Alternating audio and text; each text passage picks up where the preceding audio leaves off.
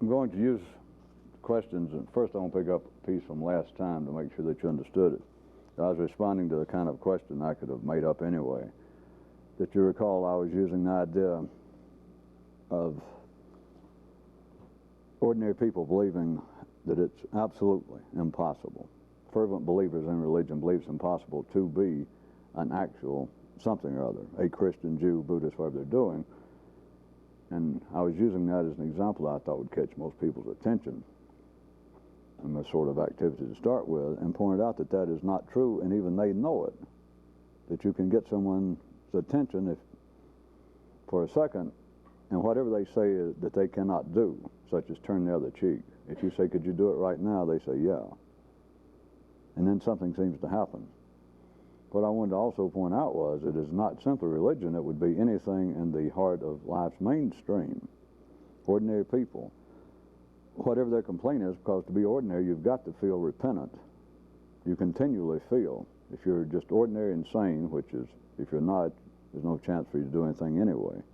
But if you're ordinary and sane, you always are feeling repentant about something. Even if it's hard to put your finger on, you're just walking around feeling kind of guilty. But let us take something that would apparently be from a different approach as trying to be a Christian or a Buddhist or etc. People who believe that they're trying to change. Nowadays we have spousal abuse, or mistreating children, beating up, hitting your kids too hard. Now we're not talking about the fringes of life's parade, because at the fringe is where you have the element that life does deal with on the basis, or makes humans deal with that element as outcasts and outlaws. They do not feel guilty. It's what is so frightening to ordinary people to see a mass murder, or to just on TV see a guy that just shot 3 or 4 people in cold blood and didn't even take their money, and they try him, and all the time he sits there and sort of smiles, or they condemn him to death and say, do you have anything to say? And he goes, pfft. That is frightening to ordinary humans. It's supposed to, because he shows no remorse whatsoever. But if you're ordinary and sane, you feel remorse. You claim repentance. And so we have someone who is accused, or admits, once he's caught, that he hits his wife. And we're talking about right in the middle of the parade, more or less. More or less. Nowadays it's accepted. You can get on TV and admit you hit your wife, and nobody, on talk shows, nobody from the audience gets up and, says, well, you cheap son of a bitch, come hit me and I'll take you to, why don't you hit a man, that sort of thing. Nowadays the point is, it's fairly acceptable middle-class problem. That, yeah, I get carried away and I hit my wife. And boy, I feel guilty about it. It's why I'm here on the Oprah show. I can't afford, it's cheaper than going into analysis. The person says that they are repentant, as they're supposed to feel. And if you said, and if they could say, well, I'm saving up to go into analysis, or I'm going to get counseling, and you say, wait a minute. In other words, it could be a lifelong problem, same as alcoholism. How about that? People say, well, I've joined AA and I have to go to meetings every week. And you say, so you want to quit drinking? Oh, yeah, I've got to. And you say, well, right this second, can you not drink? They go, well, sure. Well, you ask the wife beater, right this second. You say you feel guilty. Right now, if your wife was here, maybe she's here, said, you feel like hitting her? He goes, no. He said, well, right now, if she did, what'd she do last time? And he maybe was drinking, doesn't even know. Why, she wised off at me. Well, if she wised off at you right now, could you refrain from hitting her? And he said, well, yeah. And the question is, well, what the hell's wrong with you? You say you want to stop, it's done to me, I don't care what you do. But you say you want to stop, why don't you stop? It's always one answer, which is where this begins. It's a matter of attention. I don't know, I get carried away and I forget to turn the other cheek. I forget not to respond to anger with anger. I decide not to drink and I go for days or hours at least. And suddenly I'll be hanging around a bar with my friends and everybody's drinking. I'll be talking and I said, boy, how about them Braves? And first thing I know, I took a drink. Literally. I was standing there and just went, somebody said, here, have a beer. And you went, okay. And then you went, oh my God, I did it again. And you say, well, why did you do that? Their answer, no matter what words they cage it in, is, I forgot. My attention slipped. They can try a bit more complex, it appears to them, such as their wife. They can say, well, boy, sometimes she really makes me mad. She'll argue and argue, she'll whine, and suddenly I just snap. That's accepted nowadays. It's always been accepted. That's always an excuse. I was out of control temporarily. Temporarily. I'm not I am not a killer. I am not actually a wife beater. I'm not the kind of person who would beat up on anybody. It's just sometimes, I don't know, something snaps. What are they saying? Because you can ask them, well, right now, right now, would you hit your wife under any conditions? No.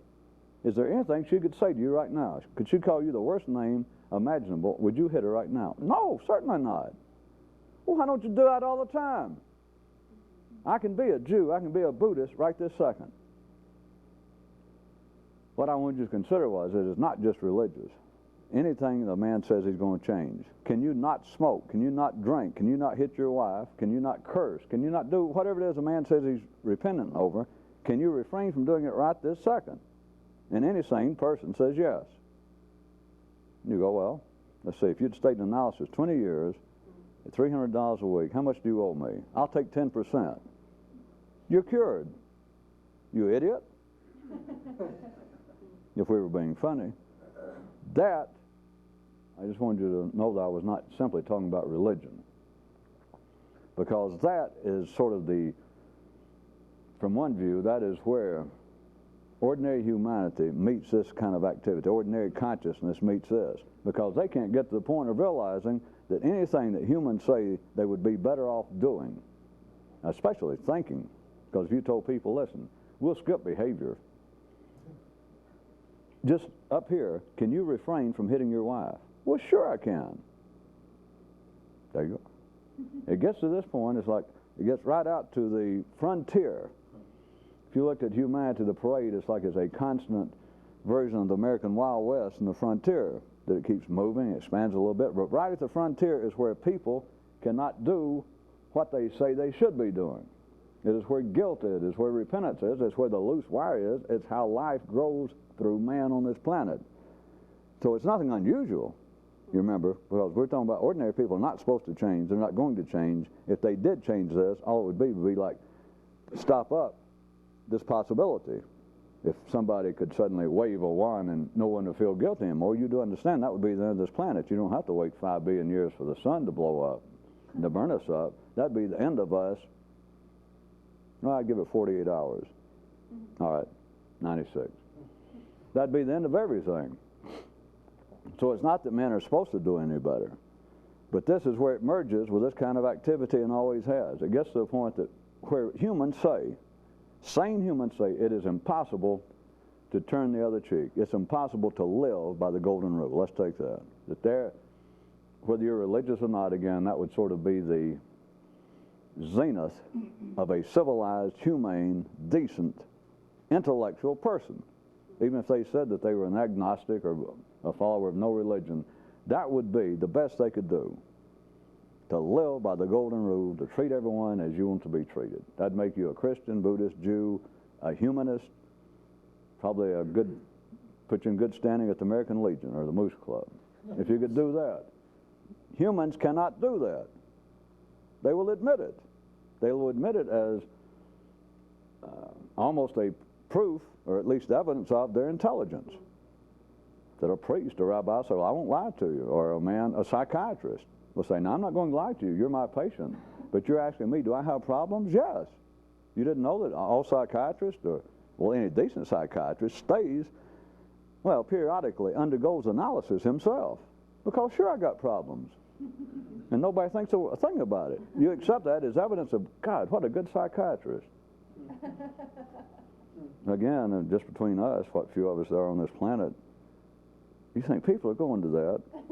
And it's bad enough we get a little kind of shook your head, mystics have, at religion for thousands of years, but now you got psychiatrists and people going to psychiatrists, and part of the evidence of his proficiency, his intelligence, his insight is that he is in analysis and has problems too. And that's proof that you're going to the right person.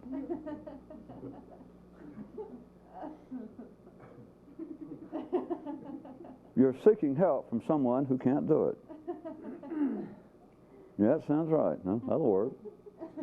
You're damn right it'll work. They're not going nobody's going to go to a psychiatrist, for instance, that you go to a psychiatrist and you tell them the problem, the first time. You tell him all of the things going on. He looks at you and he says, well, I'll level with you. I can be simple. You're fucking crazy. You're an idiot. You got to be kidding me. That's the dumbest thing I ever heard. Stop it. Just stop it. You're crazy. Can you imagine a man has spent, God knows, $250,000 getting through school and getting a degree? You know, he's going to have a practice the size of mine, except he went to school for it. You can't tell people that. And of course, no psychiatrist sits around and has to fake it like, well, I won't do that. It never even crosses their mind to do it, because it would be a cutoff with them. It would be, well, I'm getting into some questions some of you ask about that. But that is where, if you can look at it, it would be where the frontier of ordinary humanity, the parade of sane, decent people, most of the 6 billion people on this planet, marching along and life continues to kind of, if you want to look at linearly, or just the parade expands, but it never gets human minds what they believe that they should be doing. Of course, life imprints it in them. But they believe, well, I'm trying to live a Christian life. And somebody says, I'm trying to live a Buddhist life, or I'm trying to be just simply a good Italian, or I'm trying to live a good Chinese communist life. All of it is that somewhere it's the carrot held out on a stick right before a donkey. It's men going, well, I cannot do it.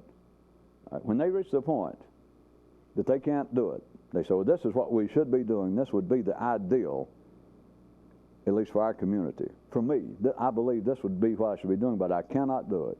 Our best minds can't do it. Those in charge of teaching it and promoting admit they can't do it. And so it gets right there. Now, if you went 2 or 3 more feet, see, but they can't even get there. But if you went 2 or 3 more feet, using it spatially, that's where this kind of stuff starts. That's what you're faced with. But again, I want to point out that it is literally possible for humans to do what they say is impossible. And they know it, that they will admit it, sane people. That you just, if you ask somebody, and of course do this to yourself, we're not trying to talk about recruiting other people and make them see how foolish or how limited they are. It's you. That anything you decide to do, you decide, well, I'm going to quit smoking, I'm going to quit drinking, I'm going to quit doing whatever it is. I'm going to start getting up and exercise every morning. And somebody asks you, you ask yourself. The next day you sleep to the regular time, to noon. And you go, oh, God. Now you feel more guilty than you did for having a beer gut or being overweight or whatever it is. And I'm not saying that has any objective. I'm just, pick out anything you want to. You decide to do it, and sure enough, you oversleep. Or you decide to quit drinking, and sure enough, I mean, as serious as you were, your liver's been hurting, you're kind of swelling out. And I'll be damned, after a hard day's work, after all of that, the very next day, your buddy say, well, let's go, and you automatically do it, and there you stand, and you're on your second drink, and I'm being serious, and you suddenly think, God almighty, how crazy can I be? It was last night, I sat right there at my kitchen table, and I said, I've got to stop drinking. And there you stand with a drink in your hand. What's the answer? It's not that a person's dumb. There's only one simple answer, and you can get them to admit it. It's like they say, well, my attention, I don't know what it is. I made a decision, and I couldn't do it. Don't say you couldn't do it. You forgot to do it, because you can do it right now, can't you? Can't you sit that drink down? Yeah. Couldn't you have set it down last night when you thought about it, when you made the plan? Well, sure I could, or I wouldn't have said I could. They will dance around it as they're supposed to. I don't know, maybe I'm weak, it's habit, all of that, that'll fit. All of that'll fly. But let's make it what it is. You fucking forgot. Your mind wandered. You're right. Except then they want to add to it. Like, I don't know, it's just all the guys said, well, let's go on over to, there's a new bar down the street, and I just got all excited, and it all sounds okay. You individually fucking forgot what you were not going to drink today, or until further notice.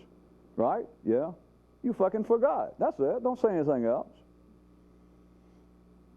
That is, if it was somebody that had any serious loose wiring upstairs with a potential. Everything, when you explained that staring was the end of several types, somebody's taken another part of that same kind of something they heard me do. The other side of being a Christian, Jew, Muslim, etc. It said, I'm paraphrasing what they asked, that what would keep you from doing it? What would be the end of doing it would be staring. All right, let's get into that finally. And it says, what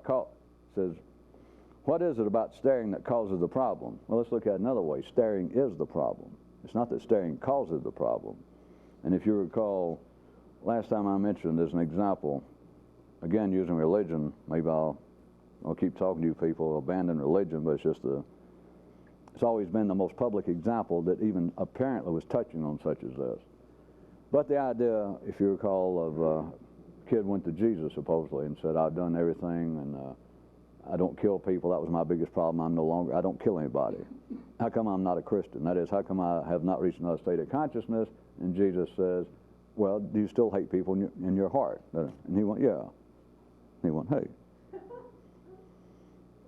Of course, that wasn't enough for public consumption. Then he had to say, hey, if you did it like that, you might as well have done it anyway. Or the thing about Buddha. You can say a guy finds Buddha. I'd had to make that one up for you. There's no record of it. But trust me, it happened. Guy went to Buddha. And he says, hey, I've been meditating. I've been over here at one of your Buddhist schools, and I've been sitting there trying to be still, and I have sat there still now for 2 years. And I can sit there as still as any neophyte there in the monastery, and I have still not reached enlightenment. And Buddha says, are you sitting still in your mind, in your heart? The guy went, well, no. And Buddha went, all right, I got one for you. Staring is a holdover from our animal days, which is neither here nor there, but to show you animals stare. And it's not a perfect parallel because some animals, their eyesight's different, etc. But when you're dealing only with survival, when you're not dealing with intellectual matters, staring is not that big a deal. An animal can just stare, and it stares here, and it stares there, because it's got nothing else to do. Take a nap and then stare. What's an animal got to do? Humans stare, and it does no ordinary person any harm. It just keeps them where they are. But if you're going to attempt to get past the frontier of ordinary consciousness, as I was talking about, and get into the area wherein it's possible that you can actually affect some change in yourself, you can't stare. And I used to use, trying to give you people something to do, or people in the past, I gave out several things. One of them I haven't mentioned in years was I told people, well, here's something to do, is don't ever bend your thumbs into your hands. Because it is a natural, physical, in the true sense, unconscious, that is below the hypothalamus, it's just an animal instinct of anger. You'll do it when you get mad. And so I told people for a while, all right, here's the new plan, is don't ever, again, ever bend your thumbs in. I mean, don't go out there and make people look, but just become aware yourself that you'll be talking to people.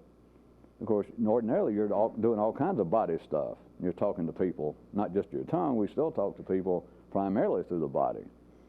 But notice, I'd tell them, become aware of the fact that you'll be talking to people. Somebody will be talking to you. You walk into a place, a bar, a restaurant, anything, you just walk in. If you'll notice, your hands do things. I don't mean just gestures. You can just have your hands down or even in your pockets. And you'll start doing this a lot, especially men. But at any rate, and it's a sign of aggression, or it's a sign that you feel like you might be attacked. And so, you understand, it would have worked. It was a nice thing to do. Is just make that, it's something to give your mind to do, if nothing else, but will also interfere with the kind of common flow that comes up through the planet and runs through men of a quite crude. I mean, it's necessary. Trust me, a mystic, somebody more conscious, somebody punches you in the nose, any mystic is going to bend his fingers. And it helps, because you can hurt your thumb trying to hit somebody with your thumb up. You can break that son of a bitch. Then you do it. Well, I shouldn't speak for all mystics. I'll leave it to you. All I know, if somebody physically attacks them, they will, well, anyway, there is a use for that, but only if you're physically attacked, is what I'm saying. Out in everyday life that you're staying around, you walk in a place, a bar or a restaurant, and some bikers or somebody that you're just naturally wired to react negatively, and as soon as you walk in, maybe somebody turns around and looks at you like that. And you're not even aware of it. This is natural, but it gives you something to do to become aware of, and there you are. You just walked in a strange place, and your hands will go, watch me, and you'll go. And so I told people there's something to do. Now, if they come over and actually hit you, all bets are off. Then go ahead. But I'm talking about because nobody's hit you. They looked at you. Right now into staring, which is not that far removed, believe it or not, but it seems to be, because it has to do with the head, I seem to have had a lot more success for a while, or people seem to enjoy it more. And I said, whatever you do from henceforth, do not stare. Just constantly do not stare, just let your eyes scan. Don't stare. you know, when you get up in the morning, when you walk outside, when you go out to feed your dog or cat, or you just walk out to see how the weather is, when you walk into a place, when you walk down the street, be aware of the fact that you are constantly, which is a reflection. It's not, it doesn't cause it, but it is a reflection of the way the mind works sequentially, the way it chops up life. Somebody happened to do this for our background. But it is how we chop up, the mind chops up life into reality, as ordinary consciousness must do, because that's the only thing that makes it apparently capable of man exercising some manipulation over it. That's the only way the mind works, is by cutting it up. And somebody asked about time. The mind will not work. Ships couldn't sail. Commerce wouldn't work, but that's a fairly recent, people finally began to understand that, those of you who happen to remember history, at least in the Western world, that they were offering large sums of money to come up with clocks that would actually work on shipboard, because they could not plot longitude without a good clock anyway. But I got better news for you. They were having trouble with time 6,000 years ago. It wasn't a matter of clocks. The mind thinks in time, because that is what cuts up things sequentially, at any rate. Staring is just a reflection. Remember, one doesn't cause the other, but it is an absolute reflection of the ordinary thought process, the mind going, you're just not aware of it. I mean, it's right there. Unless you're going to give me some story, well, yeah, I've been wanting to go join a monastery and spend 20 years observing it. It's right fucking there. All it takes is, what do you call it? A little effort? Yeah, but what's the main thing I'm forgetting to point out? I know what it is. You forget to do it, that's it. The mind continually stares here and there. So I had in the past gave that out and used it for a long time. It's telling people, do not stare. Whatever else you do, and we'll meet and I'll talk about other stuff, but let me tell you what to do. I'm telling you, don't stare. If you're going to stare, you're wasting your time. You know, don't even come back. If you can't, just quit staring. Do not stare. Just walk around and just constantly, you know, if you want to, pretend you're some sort of warrior. Maybe that'd help nowadays. Pretend you're some kind of ninja warrior in a movie. I shouldn't say that to people that hadn't been around for a while, because probably too many of you already think you're some kind of mystical Power Ranger. Or in other words, I'm afraid too many of you still have heroes, which is like having brain hemorrhoids. But imagine that you were a warrior, not a dumb animal, but if you went out, if you're like one of these, I assume they probably do it in those martial arts movies. They should. Well, at any rate, it would be what a real warrior would be. This is not the point, but you cannot go out like an animal, because a warrior has got too many foes. You're not dealing with the physical food chain, because a gazelle within his community only has one or two enemies, and he can afford to stare. I mean, he has to constantly look, but it's not like he's surrounded. There's only one or two enemies he has, and he knows he can spot anyway. Animals have to stare, or they can stare. It is not fitting for a man's intellect if you're going to get past the ordinary frontier of consciousness. So I used it telling people, do not stare, period. Just don't stare. Now think about it. I could have done it to you. In fact, keep trying it. Try it yourself. It is always good. I'll put it to you this way. You can't outgrow that one. Of course, there's any good mystical method you can't really outgrow. But staring, you can't ever outgrow. Because I assure you, Buddha or Jesus or anybody, whoever you thought was your heroes, Clint Eastwood, Batman, whoever the fuck it is, I guarantee you, all you got to do is right condition. It could be anything. They ate too much. They're tired. They didn't get enough sleep. They're just bored. And suddenly, I assure you, Superman, Muhammad, Buddha, you could have called them. Of course, they called themselves first, but you could have called them going, because you don't know what real guilt is. There's no word for it. Is to catch yourself doing that. It is always possible. All you got to do is be alive and on planet Earth. Now back to the stories I wanted to compare it to. Of Jesus told a kid that said he considered that the strongest law that he was trying to follow to reach another state of consciousness to be a Christian. to follow the teaching was not to kill. And Jesus said, yeah, but you still hate people in your heart. Well, sure, that just happens.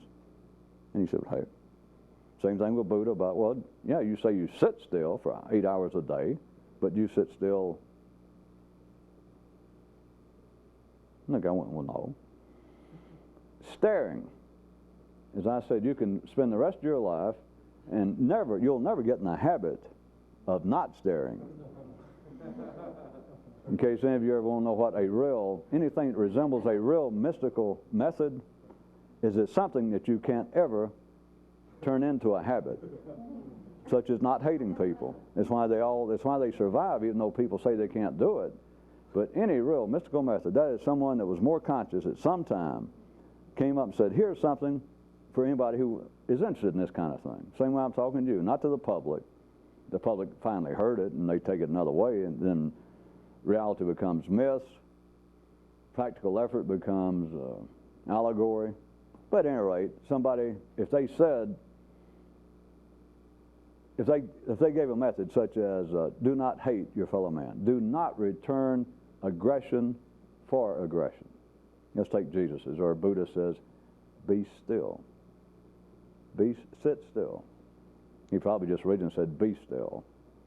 And then a lot of them, they stood there for a long time. They probably had a mystical school. Everybody stood up for 8 hours a day. And finally somebody said, why don't we sit down and do it? And they figure, hey, the big guy's dead. He won't know. We can sit down and do it. But you understand, still the point was, here. And ordinary people, bless their little hearts, if you want me to add that. It's like the kid that went to Buddha, the story I made up. He says, he's serious. He says, I have gone to that monastery. I gave up food. I gave up my family. I'm being serious. Because you probably got relatives that are fairly religious, mother or father, and they say that they try to go by the teachings of the church. But I'm trying to use somebody who believed that they were more interested, somebody who thought that they had the makings of a mystic. Somebody goes to a Buddha or Jesus, and they go to Buddha and say, I have been sitting over at that monastery. I gave up my life. I've been there, and I have been sitting. I have not been as sick. I have not missed one day in 20 years, and I have yet to reach enlightenment. And Buddha says, okay, but are you sitting still in your heart or in your head? And of course the guy had to answer, well, no. See, that's the thing. Because many people, they're still going on now. There are people sitting, not just in monasteries in Tibet or Japan. There are people sitting right here in Atlanta, I'm sure, tonight. They're having some form of Zen, and people are sitting, and the whole idea is to be still. And if they keep doing it, they enjoy it, they get something out of it. But that's not the point. Now back to mine. But notice how it survives is the point. If it's something that will not become habit, it originally came from someone more conscious, if you're trying to do it. You understand? I just thought I'd point that out. That is always very interesting. That is because, I don't know. Well, I'll give you a little piece of humor. Somebody one time, I was speaking somewhere years ago, and somebody came up and said that they'd been trying to remember themselves, that kind of old Sufi thing. And I said, okay. It was after I got through talking. I was trying to leave and just being nice, and he says, I said, well, he said something, I don't know. I said, well, it's hard, good going or something. And I was trying to leave, and he said, well, wait a minute. He says, I got to the point that I can't quit doing it. Do you understand? I really got the hell out of there. In my journeys, I've met some weird people, but that's like a man saying, I can't quit not returning hostility for hostility. I can't quit being still in my mind. I can't quit being enlightened. Yeah, right. I thought maybe you get it from that angle. The point is, anything that actually has some potential, has some salubrious potential, some beneficial potential for trying to increase one's awareness, is something that can never become habit, in case you need a test. I just thought you might find it interesting. Now back to mine. So we'll make up a story that I came up with the idea that the mystical method is not staring. And let's say that I ran that for years, and finally a kid come up to me, and he says, I have been practicing what you said for years, of not staring. and constantly. It is foremost on my mind. Of all the things I think about and remember, that struck me so much. It has been now, since I first heard you speak, I read a book, I have now, close to 12 years, have been trying not to stare, constantly. And I'm still not awake. Here it comes. I'm going to have to do the same thing they did. Ultimately, what the trick is don't stare up here. Because you can literally stare out here. You can do it right now. I don't mean some great mystical trick. Right now, you can stare right at me. I can say, look right at me. But in your mind, do not stare. Just make your mind, nothing in particular, but make your mind not stare at me. Just in here, just go. In other words, of course, at the ordinary level, part of what not staring at me would be, since I'm using me, I can say not stare at this. But don't stare at me is don't think about me. You can turn your physical eyes and look. What's sort of funny, about the mystical methods is, all of them people do, but they don't have the purpose. Such as, I can say, don't stare. You can say, well, that sounds like could be nice, but finally, you're going to have to face up to it. I'll tell you up front now, you don't have to wait 20 years. Not staring physically is very useful. I could not recommend it higher. It's something you can always do. You don't have to carry around a rosary. You don't have to carry around a picture of a guru. You don't have to wear a hair shirt. You don't have to put rocks in your shoes. You can carry it right with you, and nobody even knows it but you. Because nobody will notice. I mean, you're not going to get in their face. You're not going to do it all the time to where you look like one of the Three Stooges or something. But it is something you can do constantly. You can do it alone. You can do it driving. You can do it walking alone. And it is a continual reminder of how you have almost no control over your awareness whatsoever. Because I didn't tell you to quit drinking. I didn't tell you to give up eating meat. I didn't tell you to... I said, don't stare. Just as you go through life, every day, just don't stare. Well, it could be easier than that. Anybody can not stare right now. Well, I mean, you know, stop and let's all, you know, me prove it too, that you can be a Christian or a Jew. Is let's all not stare here. Let's what? For 10 seconds. Here we go.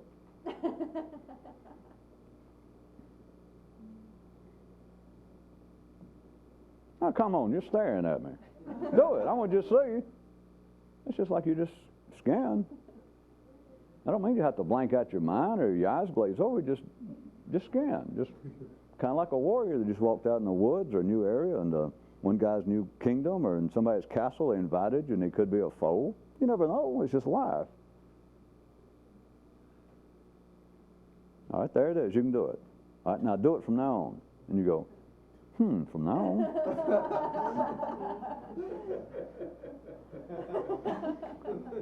You realize that your normal state is like a sequential that is like this cut up. It is natural. It is normal. It will not do you any harm if you're just an ordinary person. It'll just keep you what you are. But you're constantly staring. You're going, whether it's at anything particular or not, but it reflects even if you're by yourself, walking down the street or just sitting, drinking coffee, by yourself. You do not have to be staring at other people. You don't have to be staring in a particular car, but notice you will continually go. And you take that as consciousness, and it is not seamless. There is no real continuity to it from a higher view, from a more expanded view. It is a constant chopping up, and it amounts to staring. So you could try not to stare. You could find that this is beneficial. This is useful. Call it anything you want to, but any of you who belong here, if you try it, you'll be delighted with it for a while. then you'll get pissed. Then you get mad at me and you'll wish, well, why'd you ever tell me that? And that's driving me crazy because that's simple as hell and I can't even do it.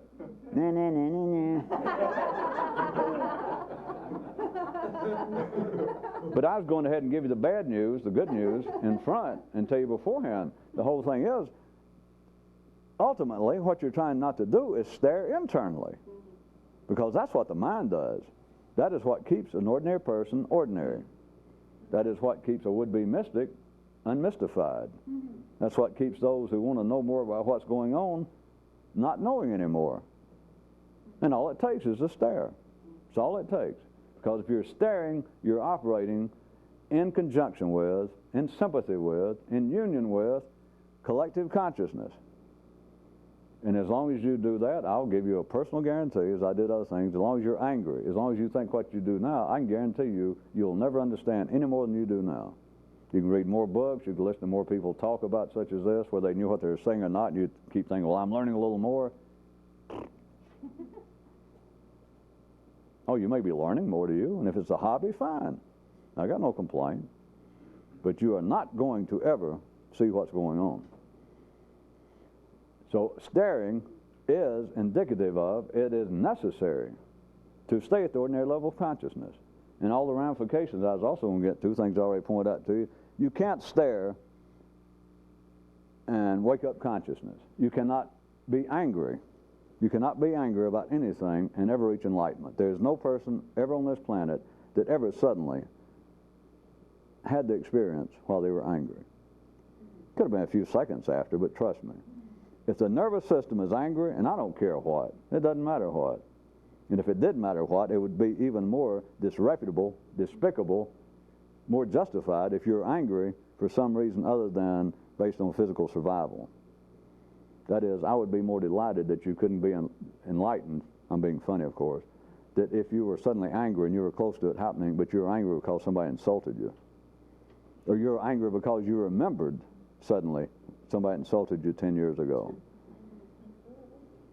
That's even funnier than if just suddenly somebody came up and kind of kicked dirt on you like you were an umpire at a game or something, or somebody almost ran into you on the expressway and could have not only scratched your new car, they could have hurt you. That is not quite as funny. There are all kinds of stories I can make up like that. Of a man reaching a monastery where they actually can give enlightenment and they tell you wait by the door and that they'll be out in a few minutes, and as soon as the door opens you got to come in because it's the only chance for you to, because they only do this once every 100 years and you're the first guy there. There is one trick they can do to go and do it to you. And they go, now be here. Do I have to start making up the stories? And you're there and you wait and you wait, and they said, now the door's just going to open. The guy's going to go, come here. And while you're waiting, a car flies by and hits a mud puddle and splashes it on this nice new holy kind of robe or whatever you came there, and you went, you goddamn, and the door opens and the guy goes, psst. And you go, huh? And it closed. That's it. That's what I meant was funnier. Well, the funny one would be is the guy just went by and he went, what the hell kind of outfit are you wearing? And you thought, doesn't he recognize a mystic when he sees it? And then the door goes, psst.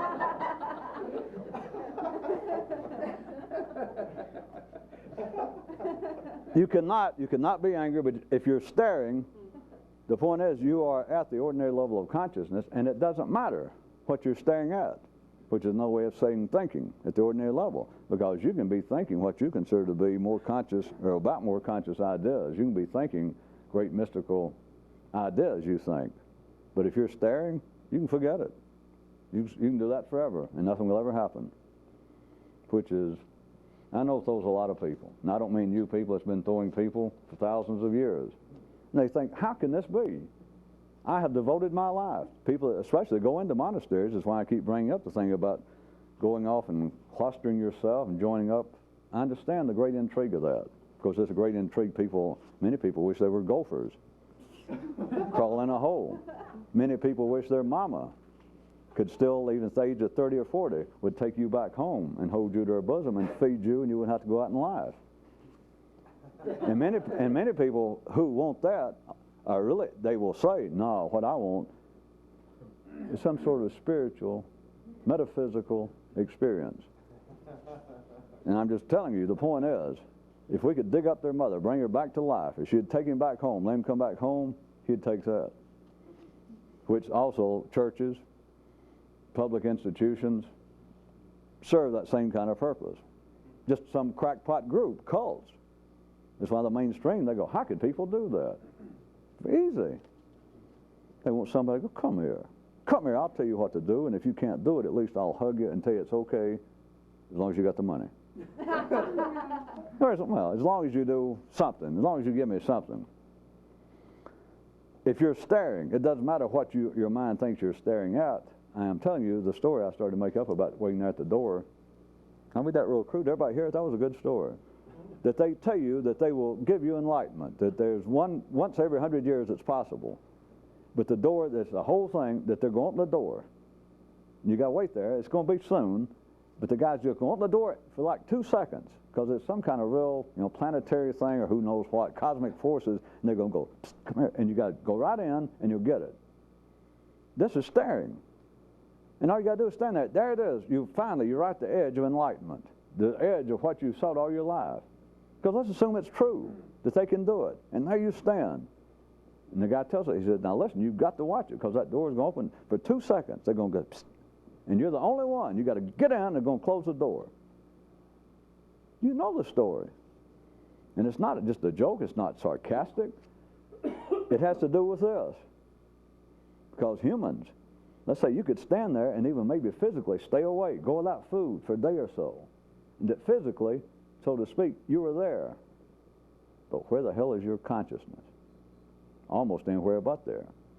I was going to point out that in a sense, humans do not stare in one sense and don't know it. That is, their mind is never where they are. But if you know your mind's not where you are and then let it go, that's not staring. Well, you asked the question, I answered it.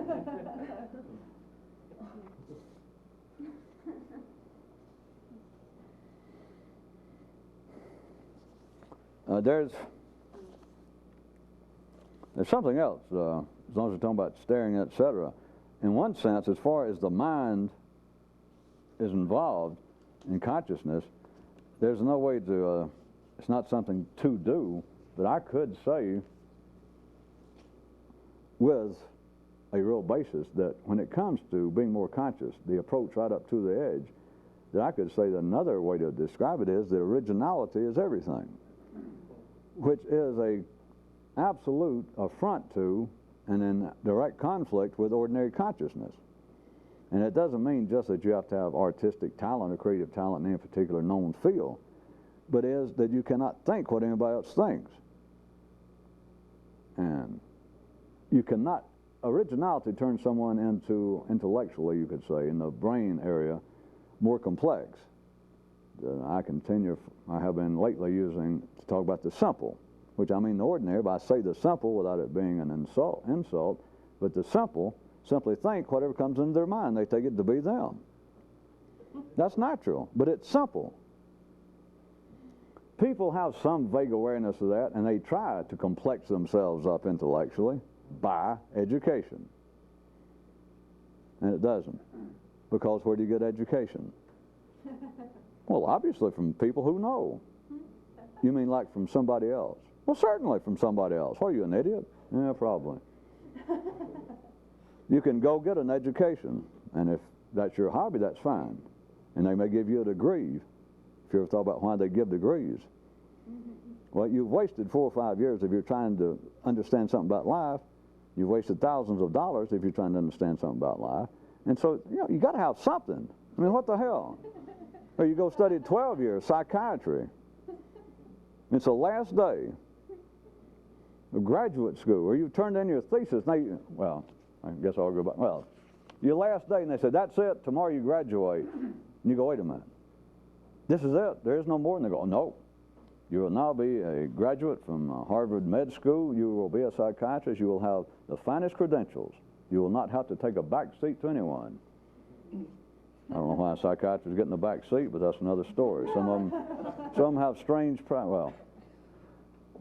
And now you sit and you think, wait a minute, I have spent $227,000, 12 years of my life, because I thought if I studied psychiatry, or it could be psychology, I wanted to understand what humans are about. Let's make it psychology. That's easier. 4 years, and skip all that complexes it too much. And you think, I wanted to understand humans. That's the reason I did it. And you go, wait a minute, this is not the last class. The professor says, well, you know damn well it is. Graduation next week. There no more? No. And then you think, 4 years, all this money, and I don't know any more than I did. Now that could be a cause of some, schools could suffer a certain kind of eruption, lawsuits, fisticuffs. So what do? They give you a degree to compensate for the fact that you wasted 4 years and thousands of dollars. Well, you laugh. People out there just beaming. They have a degree. You are now a psychologist. And you can see them just shake their hand, wearing their hat, and go, oh, thank you so much. Or a graduate in theology, philosophy. If you're thinking what everybody else is thinking, it doesn't matter what, you will not become more complex. It is like anything within a closed system, which we live in a closed system physically. The only possibility we got is the human nervous system, in a sense, is a non-closed system within a closed system. And people are trying to make themselves more complex. But if you do not get outside a closed system, you cannot do it. And a closed system is, intellectually speaking, is whatever everyone else is thinking. So if you try to study psychology, let's say, to try to learn about humans, you're an idiot. Well, you're human. Because you're not going, there is no knowledge at that level, no understanding, no information about how humans work, which is the description of what psychology is. No, it isn't. They don't know how humans work. There is no information there. Everybody sits down, and it's like a card game. They change clothes, they change cards, they reshuffle the cards. But within that kind of closed system, you do not make the mind more complex by learning, as you call it, as ordinary people do, from learning from somebody else. That's why they give you a degree. That's why they give you grades. That's why they give tests, so that you can repeat what they told you. And if you repeat it right, they say good. And they give you a B, and you're just delighted. And you never notice it. Just think, wait a minute. I made a B in this course in introductory psychology. I don't know any more than I did when I started this course 12 weeks ago. Why am I delighted with a B? And the professor says, well, you got all the answers right. Well, you got 90% of them right. And everybody else is just beaming, showing their papers around. They look at yours. God, you got a B. What does it mean? Nothing. If originality is everything, in a sense, then there has to be diversity in your own mind. You have to be more complex in what you think. And when somebody hears that, if an ordinary person and I were out talking to ordinary people and opened up some discussion or took questions, they would want to discuss, well, what do you mean by more complex? All right, let's have a test. God damn if you're that dumb, I'd say to them. How are you going to ask how to be more complex? All right, they asked me, and I said, all right, get out your notes, I'm going to tell you how to be more complex. And you think, well, now we're getting somewhere.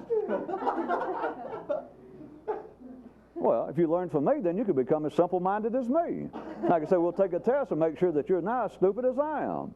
And you prove that most of you, hey, I'm proud to say, the professor says, that the average of this class, for the first time in all my career, is what everybody made an A. Everybody got over 90% of the questions. Do you realize that means that damn near 100% of you are as dumb as I am?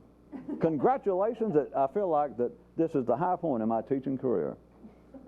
Yeah, right. And that's exactly what it amounts to. The point being, again, you remember the diagram I drew, which is not ill-founded. It's like a level of atmosphere around planet Earth, but it's about 6 feet up. It's the level, it's collective consciousness of man. It is it's the evolution of man's intellect as far as life needs it for most of the 6 billion. I say most. Damn near all of them. That's all life needs. If it needed more, it does it, and it does it gradually. If you think at that level, all you're doing is swapping spit with other intellects, changing cards, swapping your car in for another one. You're still in a car, and you go, yeah, but I got a new car. Well, congratulations. I've got some new ideas. Well, bully for you. And if you're ordinary, of course, you would take this as being idiocy. But if there's any chance for you understanding anything, you know that this is not a critique, as always. I'm simply describing life that you've never been able to just go, wow, that's true.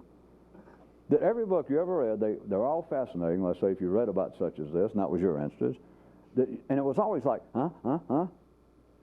But it was like going to see a priest or a rabbi or somebody the first time and go, that's it, this is what I want to do, tell me how to do it. And as soon as they find out that you mean actually how to do it, and you go, yeah, and they go, well, you can't do it. And you think, well, rats. So then you start reading books. And you read a book, the life of Buddha or the life of some guru or some would-be mystical system, and you read and you go, yes, yes, yes, where are they? How do you do it? More. But notice, it never changes. I'm not downplaying it. At that level, you do not become more complex. There is no diversity within you. You're in the same old debate. You're playing in the same mental traffic. You're simply staring at new things. You go, well, I used to think so-and-so about the kind of mystical or the kind of disciplines that some of those past schools had used, at least, and especially before 1000 in the southern steppes of Asia.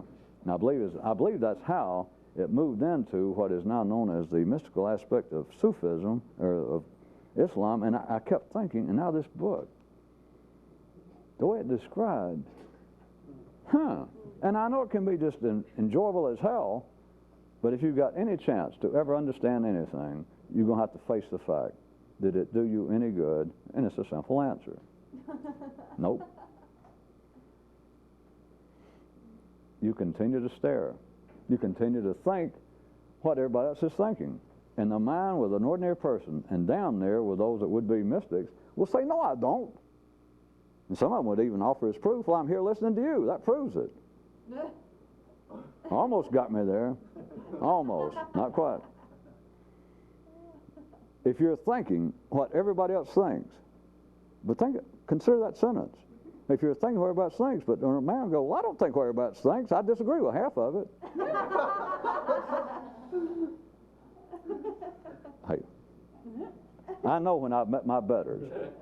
A man said, nah, hey, half of what goes on in life, I consider just put it bluntly, bullshit. Nah, I disagree with most of it. I don't think what other people think. What do you call that? But I don't agree with it. Well, good for you. I have serious complaints for the way this country's going. Okay. In fact, I have grave mental reservation. I've thought a lot about how the whole spiritual movement, the New Age movement, or whatever I have serious reservations. I wish I could get hold of some of these damn New Age teachers or dig up Buddha or somebody, because there's some things I've thought about that they said. I'm talking about serious. I believe I could have helped. I can't tell you how impressed I am. What good did it do you? See, it doesn't matter, though. The mind will say, well, you're saying if I agree with what everybody else thinks. No, I said if you think about it. And the mind says, wait a minute, you can't mean that literally, because the mind can just barely hear it. It can hear it, but it can't stay with it. It's like throwing it out on, it's like don't stand on your feet. Which I was going to use that years ago for those of you that like gossip before I did staring, was don't ever stand on your feet.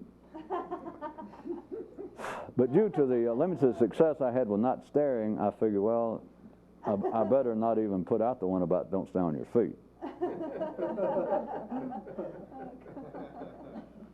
Well, the thing is, if you had never awakened, you could have ended up in showbiz. You could have taken over after, if the Hines brothers die, or Sammy Davis is dead, all the great tap dancers.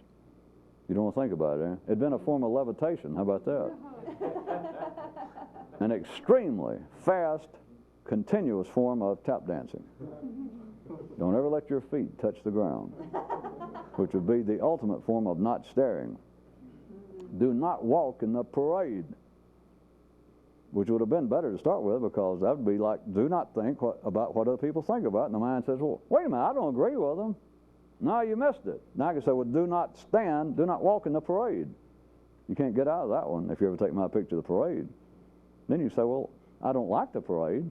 Half the people in there, I don't agree with the way they're marching in the direction they're going. And I can say, well, I didn't say that. I just said don't march in it. Too much of a good thing. That's why Baskin Robbins had to cut back to 31, for those of you that don't know the original mystical story of that.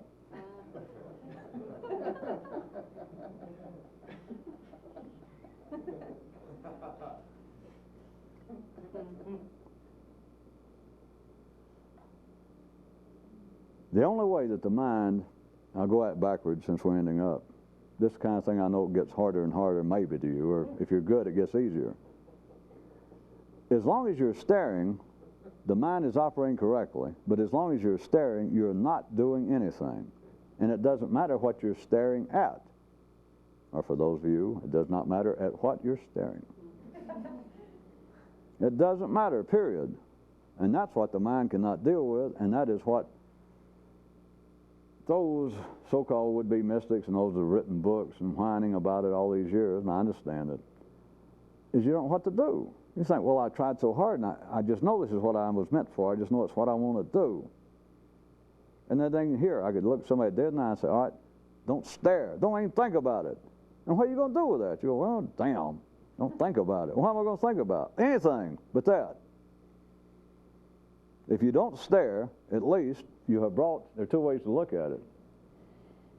That I could say that the whole trick of attention, remember, which I've given you a reasonable description as far as words go, that where the ordinary level of consciousness leaves off, where it just tapers off, yours and everybody's, is right where the question of attention comes into play. That is, the people say, well, I can't quit drinking. I can't quit hitting my wife completely. I can't exactly be the person I want to be. And it's a damn lie, literally. They can. There's one thing stops humans from doing, not that they decide what it is, it's what life says, here's the future. Someday men will not be beating women. Someday men probably won't be drinking. Thank God I won't be here, but. maybe life will overlook Lynchburg, Tennessee. All religions, all mystical ideas, all conventional wisdom, all proverbial wisdom is the future. It is life saying this is the general direction where men are headed. That's all religion is. That's all mystical ideas are. Ideas, not the experience. It is life saying this is generally where the parade's going, and nobody can get there. They say it's impossible. And yet you stop somebody, remember what I told you, it's just a fact, and say, can you refrain from hitting your wife? Can you refrain from drinking? Can you refrain from stealing? A guy said, I'm a kleptomaniac. It's going to ruin my life. I shoplift everywhere I go. All right, if we walk in the store right now, can you refrain? Can we go in there and walk around and come back out? I'll buy some gum and we'll come out. And can you refrain from not doing it right now? They go, okay, yeah, I can do that. You understand? But it tapers off. Their attention goes. Which is, it's not an attack on individuals. All it is that life has not yet reached the point that it needs for humans to be able to execute that which they theorize about, which they feel guilty about. It can be done. You've got to pick up attention if you're ever going to do this. You've got to pick up attention where it tapers off and everybody says, I can't do it. I need help. I need professional help. I need something. You need to be able to control attention. So that I could say the trick is like this.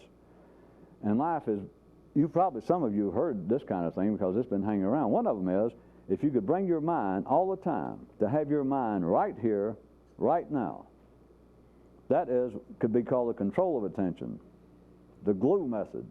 Of course, I've come up with the grease method also. But that is the control of attention, and it will work. Because if you can control attention, you could do whatever the method was. You could remember not to stare. You could remember your breath. You could remember to count as you go through life, that you're going to count until the day you die, each breath. You could do anything. You could damn sure be a Christian or a Jew and get past everybody else, and you wouldn't be worrying about it. You'd be past all guilt. The only guilt you would have is, how come I can't do this every damn second? That's the only guilt, which is a whole new form of guilt, believe me. It makes ordinary guilt. Now, that's child's play. That was doing doo-doo in your diapers. That was just nothing. But then there's another way to look at it. I can say the trick is either to always have your mind right here, right now, or else have it nowhere in particular. And it's the same thing.